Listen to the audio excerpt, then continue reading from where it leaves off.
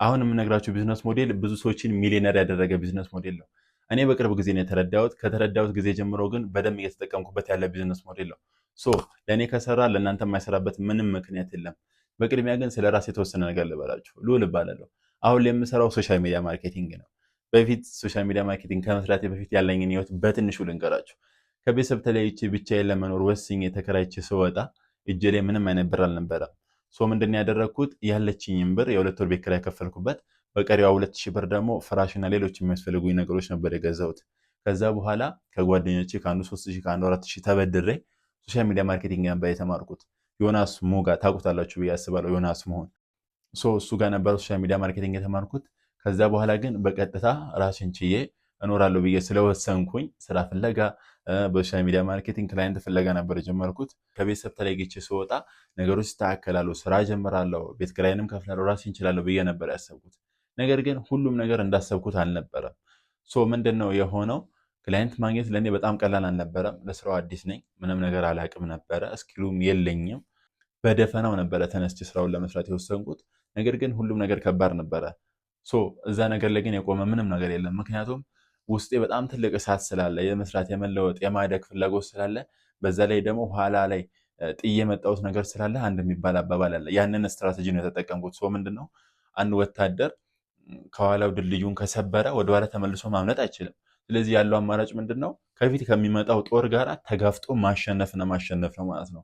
እኔም ከቤተሰብ ጋር ከእንግዲህ በኋላ ከእናንተ ጋር አልኖርም፣ ይበቃኛል፣ ራሴ መቻል አለብኝ፣ ስራ መስራት አለብኝ ብዬ ወስኜ ስለተለየው ወደ ቤተሰብ መመለስ አልችልም። ግዴታ ምንድነው? ራሴን ችዬ መቆም አለብኝ። እዛ ነገር ላይ ነበረ በደንብ ዋጋ የከፈልኩት። ያለፉት 7 ወራትን በደንብ ነበር የደከምኩትና እግዚአብሔር ይመስገን እዛ ላይ ምንም የቆመ የለም። ሁሉም ነገር ተቀይሮ ዛሬ ላይ ደርሰናል ማለት ነው። ሌላ ነገር አላብዛባችሁ፣ በቀጥታ ወደ ቢዝነስ ሞዴሉ እንግባ። ቢዝነስ ሞዴሉ ኤጀንሲ ቢዝነስ ሞዴል ይባላል። ይሄ ኤጀንሲ ቢዝነስ ሞዴል ማለት ዘመናዊ ደላላ እንደማለት ነው። ለምሳሌ የዚህም ቢዝነስ ሞዴል በሶሻል ሚዲያ ማርኬቲንግ ላስረዳችሁ። አንድ ክላይንት ብታመጡ ያ ክላይንት በወር 50 ሺህ ብር የሚከፍል ቢሆን ከኔ ጋር ተመጡና በ40 ሺህ ብር ትነጋገራላችሁ ማለት ነው። እኔ ሙሉ ሰርቪሱን ለዛ ክላይንት ዴሊቨር አደርግለታለሁ። እናንተ ምንድነው የምታደርጉት? እኔን ነው ማኔጅ የምታደርጉት ማለት ነው።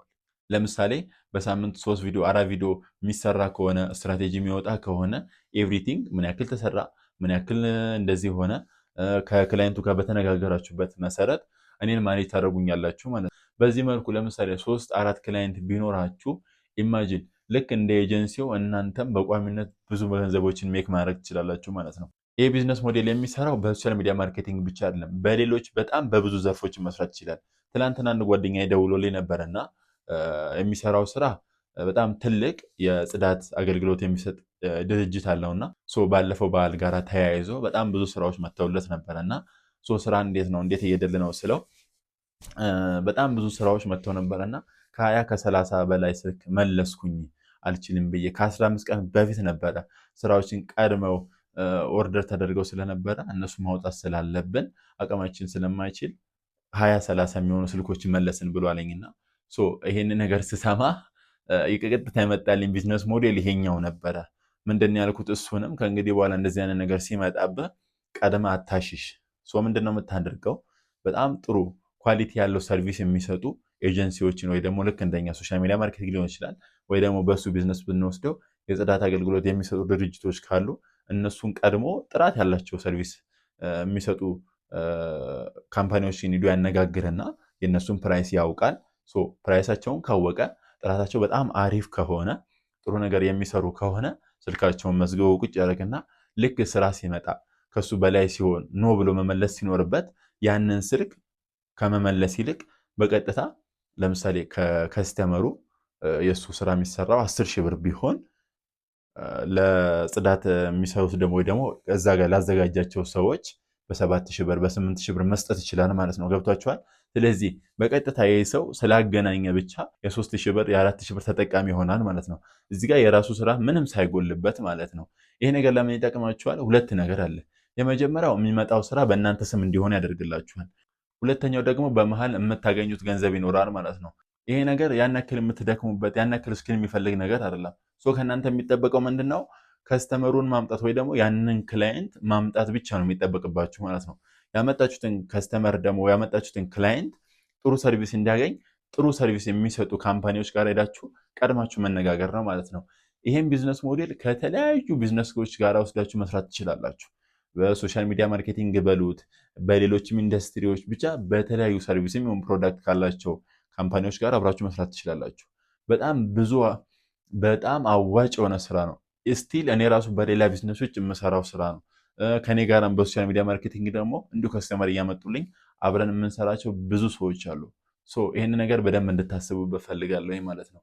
ምክንያቱም እናንተም ስራ ከሌላችሁ፣ ስራ ልኗችሁ ደግሞ ተጨማሪ ገንዘብ ማግኘት የምትፈልጉ ከሆነ ይሄኛው ቢዝነስ ሞዴል እናንተ በጣም አመቺ ነው። ምክንያቱም ያን ያክል ስራ የሚወስድባችሁ ነገር አይደለም። እናንተ ኔትወርክ ኑሯችሁ ከስተመር ማምጣት ከቻላችሁ ያንን ሰርቪስ ከስራችሁ ጋር ስለማይመቻችሁ ዴሊቨር ማድረግ ስለማትችሉ ያንን ሰርቪስ ፉል ታይም ሰጥቶ የሚሰራ ሰው ካለ ሰርቪሱን ዴሊቨር እንዲያደርግ ማድረግ ነው። እናንተ ያገናኛችሁበት በመሀል ኮሚሽን ገንዘብ መያዝ ትችላላችሁ ማለት ነው። ይህ ቢዝነስ በጣም አመቺና ቀላል ነው። በዚህ ጊዜ ደግሞ በጣም ብዙ ሰዎች ጋር ወይ ደግሞ ብዙ ካምፓኒዎች ጋር መስራት ትችላላችሁ። ለምሳሌ ያክል እንኳን እኔ የምሰራውን አንድ ስራ ልንገራችሁ። ለምሳሌ ሶሻል ሚዲያ ማርኬቲንግ አይደል የምሰራው። ሶሻል ሚዲያ ማርኬቲንግ ስሰራ ማስታወቂያ እንዲሰራላቸው ወይ ደግሞ በትላልቅ ኢንፍሉዌንሰሮች፣ ትላልቅ ቲክቶከሮች በእነሱ ማስታወቂያ እንዲሰራላቸው የሚፈልጉ ትላልቅ ድርጅቶች ይኖራሉ። እኔ ሄጄ እነዛን ድርጅቶች አናግራቸዋለሁ። ለምሳሌ ከዛ ድርጅት ጋር 100 ሺህ ብር ከተስማማው ያንን 100 ሺህ ብር ይዝና በቀጥታ የት ሄዳለሁ? ጥሩ ኢንፍሉዌንሰር ጥሩ ቪው አለው አንድ ቲክቶከር ጋር ወይ ደግሞ አንድ ታዋቂ ሰው ጋር ሄዳለሁ ማለት ነው። እዛ ጋር ሄድና ወይ በ50 ሺህ ብር ወይ በ60 ሺህ ብር ወይ በ70 ሺህ ብር እነጋገራለሁ ማለት ነው።